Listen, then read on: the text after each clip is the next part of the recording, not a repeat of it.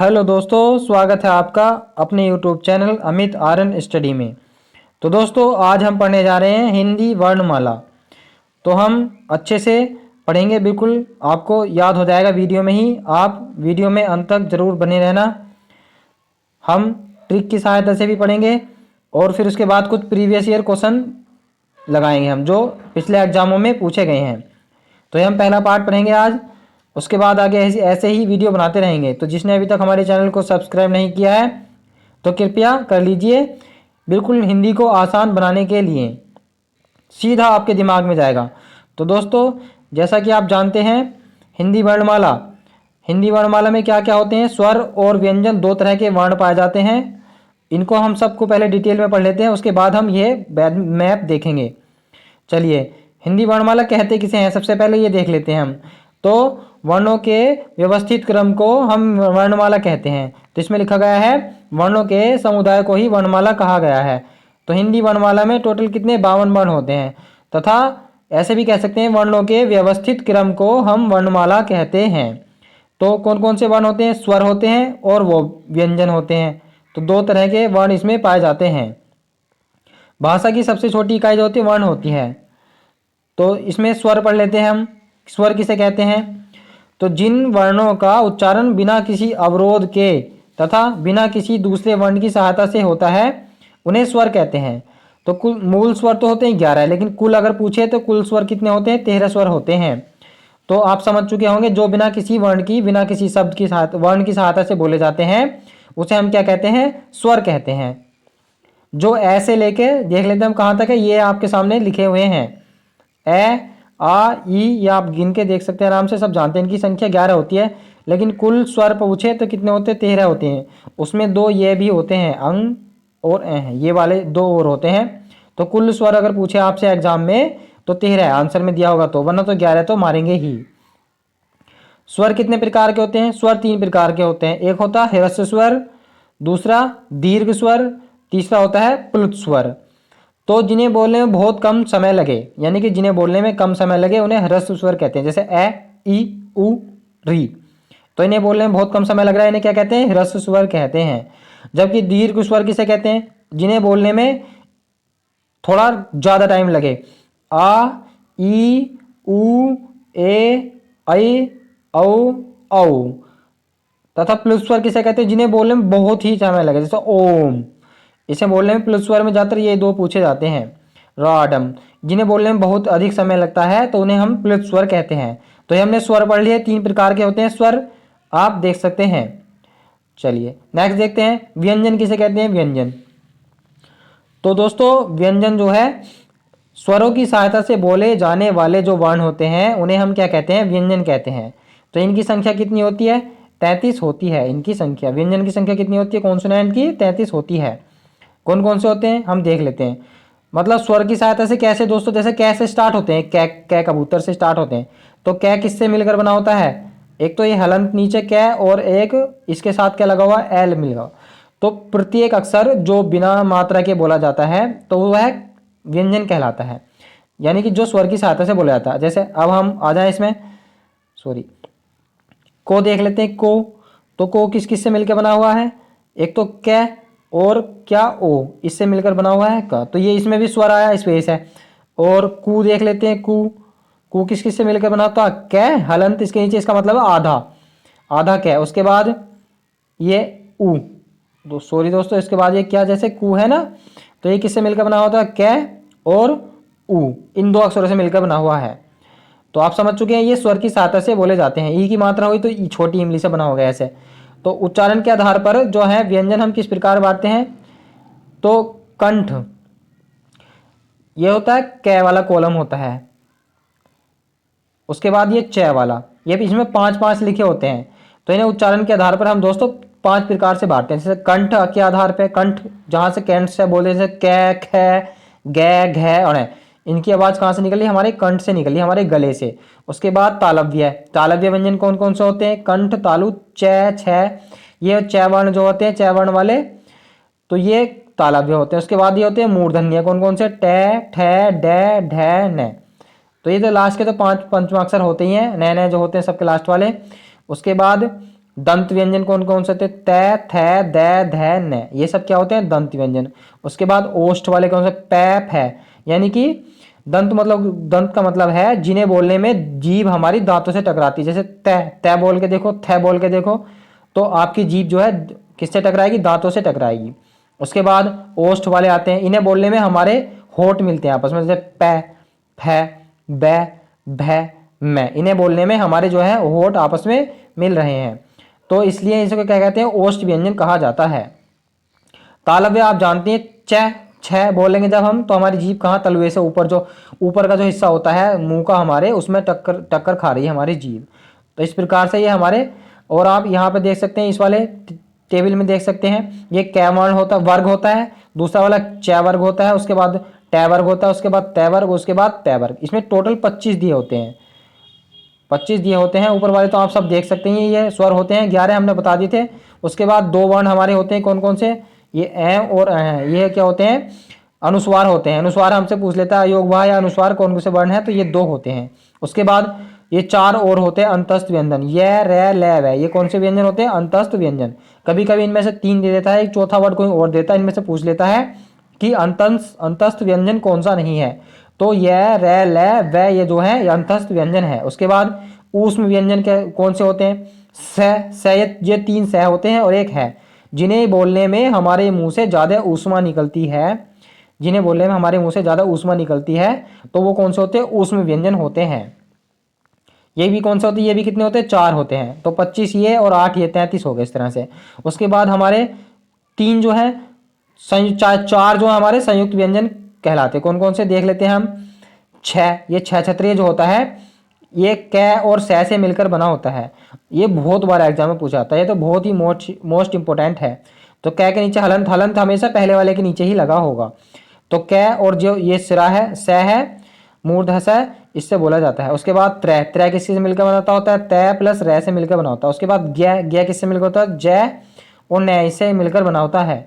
और श्रय श्रमी किससे मिलकर बना होता है? ये सै बना होता है, तालुस है और रै, इनसे मिलकर बना होता है।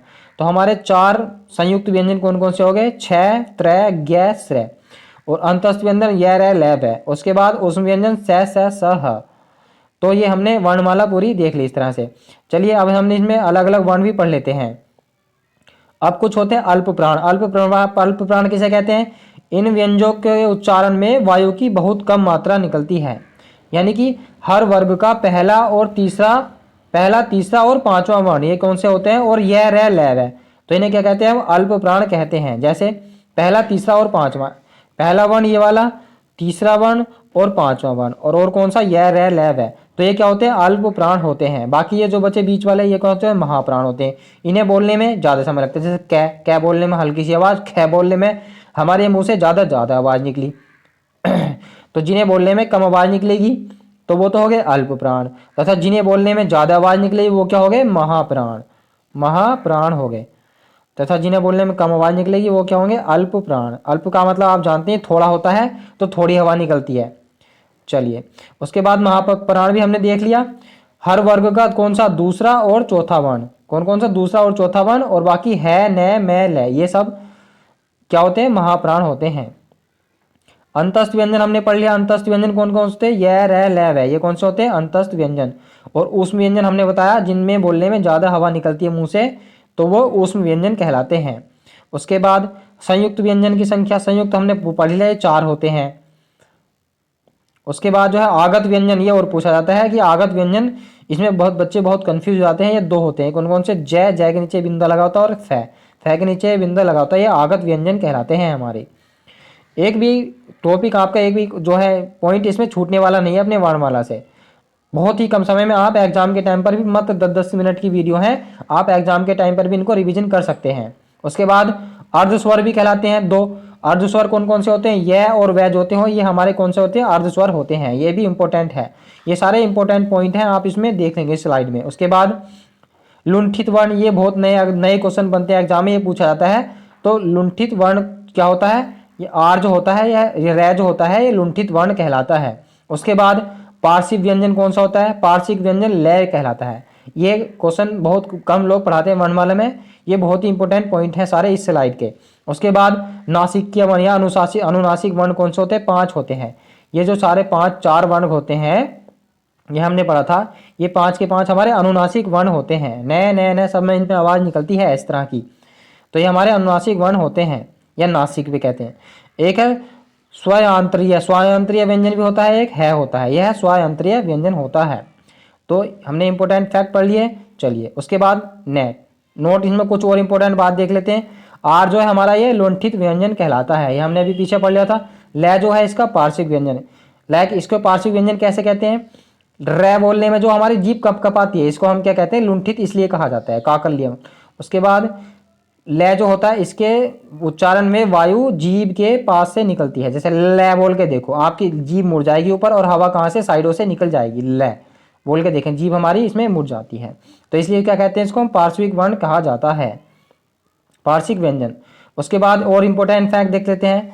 वर्ण जो है, वर्ण वह छोटी से छोटी ध्वनि, वह छोटी से छोटी सबसे छोटी ध्वनि जिसके और टुकड़े नहीं किया जा सकते, उसे हम वर्ण कहते हैं। वर्ण जैसे ये जो होते हैं ए आ, इनके और टुकड़े नहीं हो सकते ना, इस तरह इनको क्या कहते हैं? हम वर्ण कहते हैं। और वर्ण ही हमारी ध्वनि की सबसे छोटी इकाई है। अब संयुक्त व्यंजन किसे कहते हैं? हमने अभी पीछे पढ़ाई था, 6 वाले जो होते हैं, 6 त्रय ज्ञ है।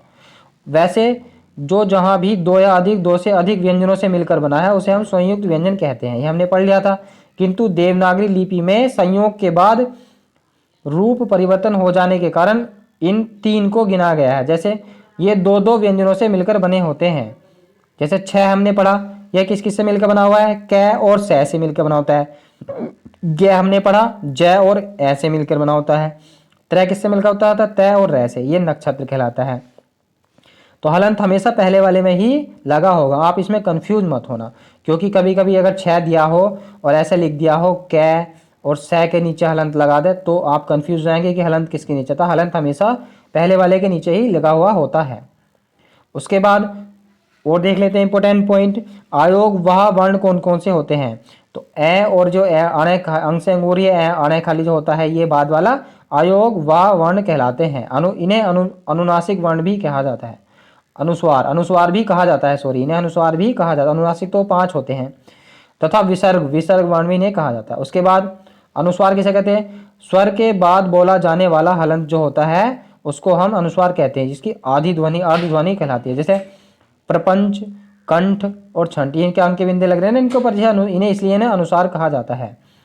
विसर्ग आप जानते हैं, महाप्राण सूचक का एक स्वर है, जैसे प्रातः, अतः, संभवतः, इसमें क्या होते हैं? सारे विसर्ग लगते हैं पीछे, इन्हें हम विसर्ग कहा जाता है। इनका प्रयोग ज़्यादातर संस्कृत में होता है। और कुछ इंपॉर्टेंट पॉइंट है, संवृत और विव्रत स्वर किसे कहते हैं? तो संवृत स्वर में मुख द्वारा मुंह सकरा हो जाता है, जैसे ई ऊ मुंह जो है हमारा पतला हो जाता है बोलते हैं जब हम, ऐसे आप बोलकर देखो, ई ऊ दांत हमारे भिज जाते हैं। और उसके बाद अर्धस्वर किसे कहते हैं? अर्धस्वर के उच्चारण में मुख द्वारा कम हवा निकलती है। अर्धस्वर में कैसे कहते हैं? उच्चारण में मुख द्वारा सकरा हो जाता है। यह भी कितने होते हैं? 2 होते हैं, ए ओ। आप बोल कर देखेंगे, कोई बात नहीं, सारे इसमें समझ में आ जाता है बोलने से ही। उसके बाद विव्रत स्वर किसे कहते हैं? विव्रत स्वर, तो विव्रत स्वर के उच्चारण में मुख द्वारा पूरा खुल जाता है। जैसे आ, हमारा जो व्रत, बड़ा व्रत बना रहा हमारा मुंह बोल के, आ व्रत बना, व्रत मतलब गोल बना रहा मुंह, ऐसे वजह बोल रहे तो हम, तो इसलिए हमें विव्रत स्वर कहा जाता ही नहीं।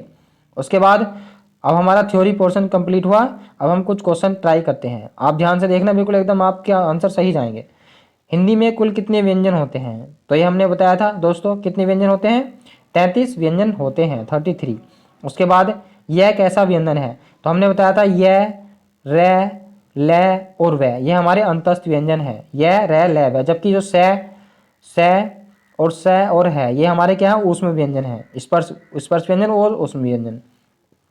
उसके बाद स्पर्श व्यंजन हमारे कितने होते हैं? ये हमारे 25 होते हैं। जो 5 हमारे 5 वर्ग होते हैं, इन्हें हम स्पर्श व्यंजन कहा जाता है, कैसे लेके मैं तक, ये सारे हमारे क्या होते हैं? स्पर्श व्यंजन कहलाते हैं। उसके बाद जो व्यंजन 2 या 2 से अधिक व्यंजनों से मिलकर बना होता है, उसे हम क्या कहते हैं? संयुक्त व्यंजन कहते हैं। जैसे 6, त्रय, ज्ञ और श्रय, ये हमारे क्या? संयुक्त व्यंजन है। ये हमने बताया था किसके मिलकर बना होता है? कै और सै, इसके नीचे हलंत लगाओ तो आधा क्या होता है ये। उसके बाद देख लेते हैं, जिन वर्णों का उच्चारण बिना किसी अवरोध के तथा बिना किसी दूसरे वर्ण की सहायता से होता है उन्हें हम क्या कहते हैं। तो यहाँ आप सभी जानते हैं इन्हें हम क्या कहते हैं, स्वर कहते हैं। ये कितने होते हैं, मूल स्वर 11 होते हैं और कुल कितने होते हैं, कुल 13 पाए जाते हैं।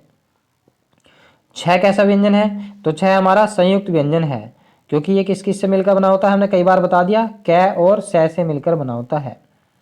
उसके बाद जो बिना किसी अन्य वर्ण या आधार के लिए बिना बोले जाते हैं उन्हें क्या कहते हैं, हम अयोगवाह कहते हैं।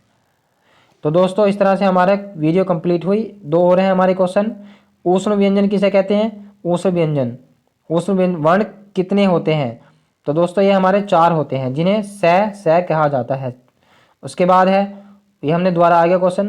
तो दोस्तों अगर हमारी वीडियो पसंद आई हो, स्वर कितने होते हैं, स्वर कितने प्रकार के होते हैं, तो स्वर हमने बताया था 3 प्रकार के होते हैं। कौन कौन से बताए थे हमने, एक तो दीर्घ स्वर बताया था, एक लघु स्वर बताया था, और एक हमारा हमने क्या बताया था,